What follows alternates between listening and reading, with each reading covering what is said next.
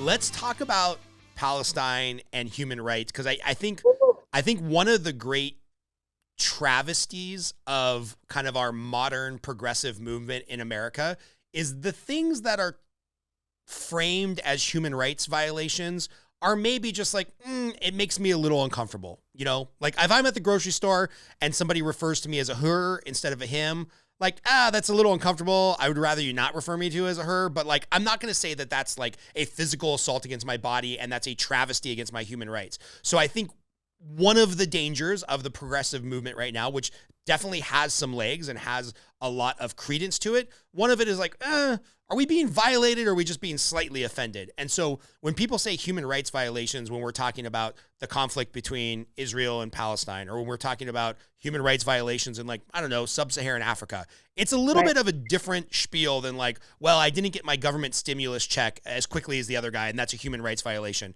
So can you talk a little bit about your work in Palestine, what that means to you, maybe help us frame the conflict for people that are ignorant, that haven't been to Israel, or just, you know, they only read one side of the news or the other? Is that a fair question to ask you?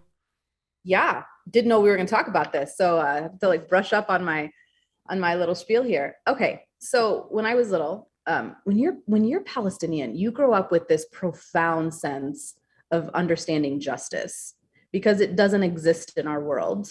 It didn't exist for my parents. When my mom was 12 years old, she was arrested and sent to jail. At the age of 12, the Israelis came and arrested her entire class as collective punishment because of a cousin of hers that was making a lot of noise. And they do those things and it's okay. And it just doesn't really make headlines. So my entire life I'd been hearing about this stuff. And when I was really little, and I bring this up because sometimes you just have to simplify it. But when I was really little, my dad, trying to explain this stuff to me, would say, imagine you had a house and then somebody came in one day and they're like, we're taking over the whole house, but you can have the bathroom. By the way, if you need to leave the bathroom for any reason, you have to get permission. And I'm not telling you that you're going to get the permission. Right. So deal with it. And that's sort of what happened on, of course, a giant scale.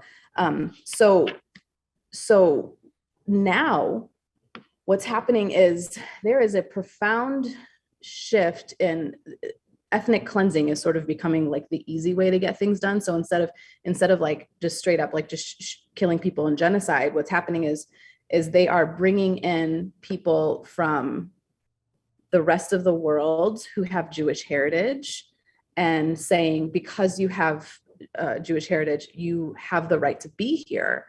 But in order to be there, you have to kick out people that already live in these homes. So I've seen this with my own eyes. People have had their homes demolished over and over again, more than once. I met a guy whose family, his house was demolished 5 times because they try to demolish it. They try to build these homes to make way for what they call settlements, and they're Jewish only settlements.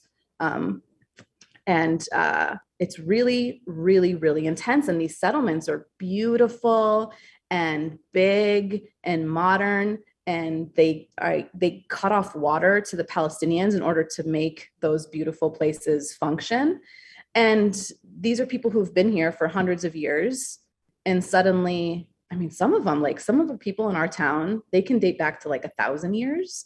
And suddenly they don't have the right to exist in that place anymore. And it just doesn't make any sense. And then there's a whole religious aspect of it, which as Americans, and my family's Christian, there is a population. That's where Christianity started, right? Right. Did you go on a Holy Land tour? I did. This was the coolest thing I've ever done in my adult life. A good friend of mine